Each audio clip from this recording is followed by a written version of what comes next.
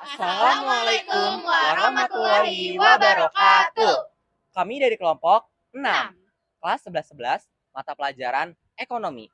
Perkenalkan, nama saya Muhammad Yoga Prasetya, absen 21. Nama saya Jana Aulia dari absen 16.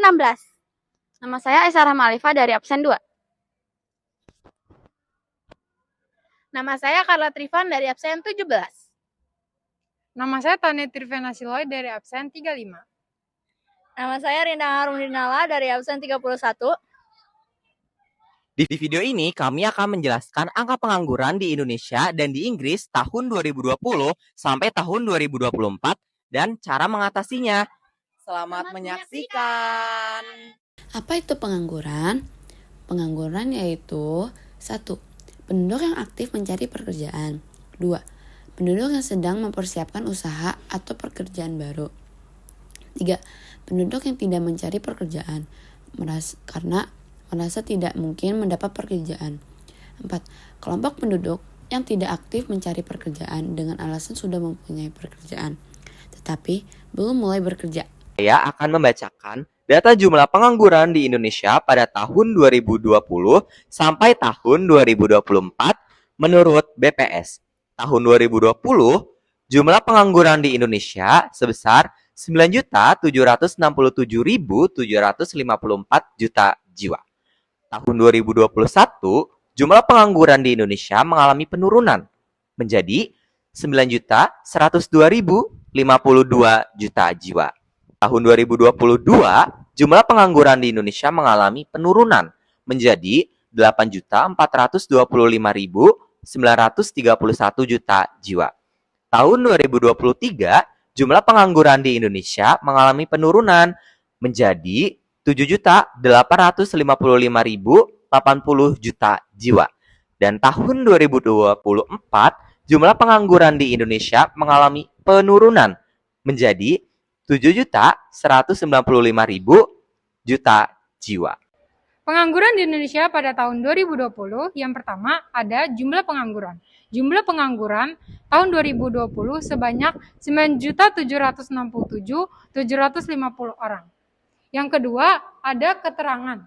Tahun 2020 terjadi peningkatan pengangguran secara signifikan karena pandemi COVID-19 yang menyebabkan banyak bisnis tutup, terutama di sektor formal. Hal ini mengakibatkan lonjakan pengangguran ke angka tertinggi dalam periode 5 tahun. Yang terakhir, ada perbandingan. Perbedaan dari tahun 2019 terdapat peningkatan sekitar 2,67 juta orang. Selanjutnya, ada cara mengatasi pengangguran pada tahun 2020. Yang pertama, ada program bantuan sosial. Pemerintah memberikan bantuan tunai untuk masyarakat terdampak pandemi agar mereka tetap bertahan.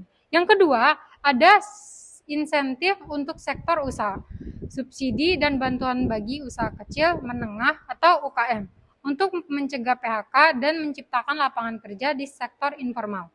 Yang ketiga, ada pelatihan keterampilan digital. Dorongan pelatihan digital untuk memfasilitasi pekerjaan jarak jauh. Selanjutnya ada pengangguran di Indonesia pada tahun 2021. Yang pertama ada jumlah pengangguran.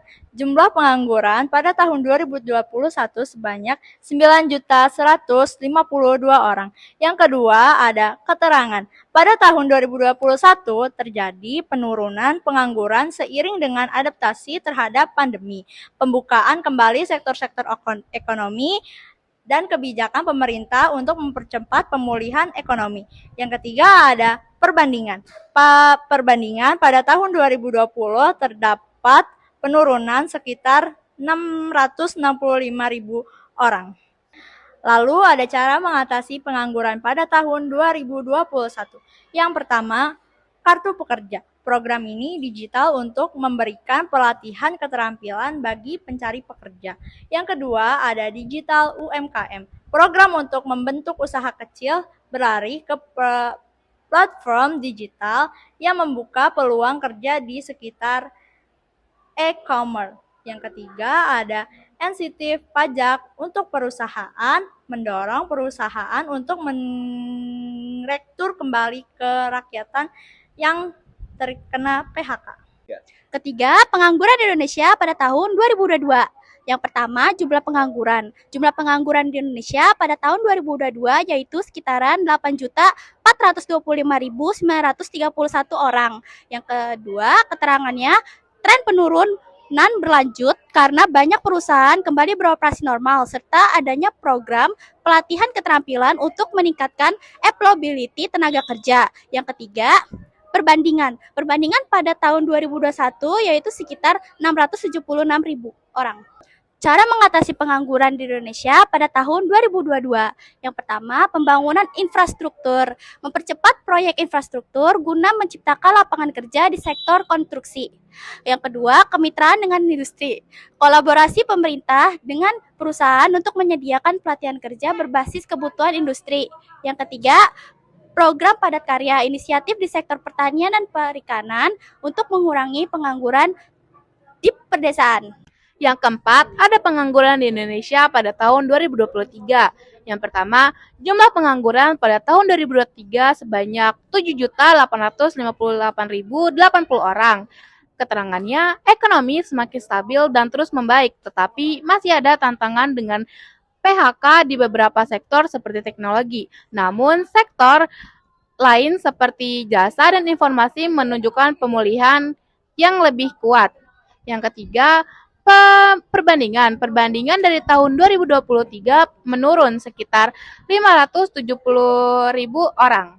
Selanjutnya, ada cara mengatasi pengangguran pada tahun 2023. Yang pertama, dukungan untuk startup dan ekonomi kreatif dengan cara menyediakan pendapatan dan pelatihan untuk startup dan industri kreatif yang berpotensi untuk menciptakan lapangan kerja baru. Yang kedua, investasi di sektor hijau, mendorong investasi pada energi terbarukan dan proyek ramah lingkungan yang memerlukan tenaga kerja baru. Yang ketiga, pemantapan ketenaga kerjaan di sektor digital, mengarahkan pencari kerja ke sektor digital dan teknologi dengan pelatihan khusus untuk data analitik dan pemrograman. Pengangguran di Indonesia pada tahun 2024. Pertama, jumlah pengangguran. Jumlah pengangguran tahun 2024 sebanyak 7.195.000 orang. Kedua, keterangan. Angka pengangguran turun lebih lanjut seiring dengan pertumbuhan lapangan kerja di sektor-sektor baru dan peningkatan program vokasi. Pemerintah fokus pada pengembangan keterampilan dan adaptasi tenaga kerja untuk mendukung industri yang berkembang. Yang ketiga, ada perbandingan. Perbedaan dari tahun 2023 ada penurunan sekitar 660.000 orang. Selanjutnya, cara mengatasi pengangguran pada tahun 2024. Yang pertama, ada revitalisasi pendidikan vokasi, yaitu memperbaiki kurikulum vokasi agar sesuai dengan kebutuhan industri terkini. Yang kedua, ada pengembangan kewirausahaan, yaitu menyediakan akses modal dan pelatihan bisnis untuk mendorong kewirausahaan, terutama di kalangan muda. Yang ketiga, ada ekspansi program padat karya, yaitu menguatkan program padat karya di berbagai sektor untuk menyediakan lapangan kerja sementara. Selanjutnya, saya akan membacakan data jumlah pengangguran di Inggris pada tahun 2020 sampai tahun 2024. Jumlah keseluruhan angka pengangguran disimbolkan pada garis berwarna biru tua. Pengangguran laki-laki disimbolkan dengan garis berwarna biru muda, dan pengangguran perempuan disimbolkan dengan garis berwarna biru navy. Jumlah keseluruhan pengangguran Inggris dari bulan Mei sampai bulan Juli tahun 2020 mencapai sekitar 5%. Selanjutnya, jumlah keseluruhan pengangguran Inggris pada bulan Mei sampai Juli tahun 2021 menurun menjadi 4%. Jumlah keseluruhan pengangguran Inggris pada bulan Mei sampai Juli pada tahun 2022 stabil sekitar 3,5 sampai 4%. Selanjutnya, jumlah keseluruhan pengangguran Inggris dari bulan Mei sampai Juli pada tahun 2023 meningkat menjadi 4-4,5%.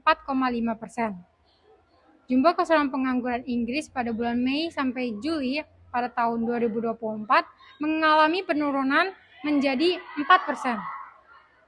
Pengangguran di Inggris pada tahun 2020. Jumlah pengangguran. Tingkat pengangguran meningkat tajam pada pertengahan tahun mencapai sekitar 5%. Cara mengatasi. 1. Program bantuan sosial. Memberikan bantuan keuangan bagi mereka yang kehilangan pekerjaan akibat pandemi. 2. Pelatihan ulang. Sediakan program pelatihan ulang bagi pekerja yang terkena dampak sektor seperti perhotelan dan pariwisata. 3. Insentif untuk bisnis kecil. Memberikan insentif untuk bisnis kecil agar tetap beroperasi dan mempertahankan pekerjaan. Perbandingan. Peningkatan ini kemungkinan disebabkan oleh dampak awalnya pandemi COVID-19. Pengangguran di Inggris pada tahun 2021. Jumlah pengangguran. Tingkat pengangguran menurun secara signifikan dari puncak pada tahun 2020. Turun ke sekitar 4% pada akhir tahun. Cara mengatasi. Investasi dalam ekonomi digital, dorong investasi di sektor teknologi dan digital untuk menciptakan lapangan kerja baru. 2. Program magang dan pemagangan. Perluas program magang untuk membantu pencari kerja baru masuk ke pasar kerja. 3. Dukungan untuk sektor terdampak. Memberikan bantuan khusus pada sektor yang masih terdampak pandemi, seperti retail dan perhotelan. Perbandingan. Tingkat pengangguran menurun dari 2020 menunjukkan pemulihan ekonomi setelah awal pandemi. Selanjutnya ada pengangguran di Inggris pada tahun 2022. Yang pertama ada jumlah pengangguran. Tingkat pengangguran stabil di sekitar 3,5 sampai 4%. Yang kedua ada cara mengatasinya. Yang pertama ada pengembangan keterampilan lanjutan. Nah, selanjutnya ada pengangguran di Indonesia pada tahun 2023. Yang pertama ada jumlah pengangguran. Pengangguran sedikit meningkat menjadi sekitar 4% sampai 4,5% pada akhir tahun. Yang kedua itu ada cara mengatasinya. Yang pertama itu membangun industri hijau. Investasi dalam energi terbarukan dapat industri ramah di lingkungan untuk menciptakan lapangan kerja. Nah, yang kedua adalah mendorong perusahaan baru. Berikan inisiatif bagi wirausahawan untuk memulai bisnis mereka sendiri dan membuka lapangan kerja. Yang ketiga ada kemudahan akses modal. Sediakan pinjaman usaha kecil untuk bunga rendah agar bisnis dapat berkembang dan mempekerjakan lebih banyak orang. Nah, yang terakhir itu ada perbandingan. Terjadi sedikit kenaikan dibanding 2022, mungkin ketidakpastian ekonomi global. Kelima, pengangguran di Inggris pada tahun 2024. Jumlah pengangguran data terbaru menunjukkan penurunan hingga sekitar 4%. Cara mengatasinya yaitu yang pertama, ekspansi industri teknologi. Tingkatkan fokus pada sektor teknologi dan inovasi untuk memperluas peluang kerja. Yang kedua, mendorong investasi asing. Promosikan investasi asing untuk mendorong pembangunan dan menciptakan lapangan kerja.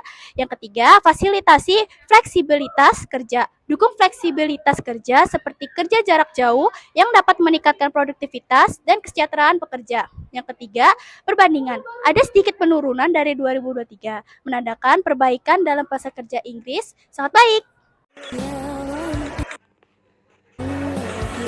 Sekian dari kelompok 6, kurang lebihnya mohon maaf. Wassalamualaikum warahmatullahi wabarakatuh. Dadah.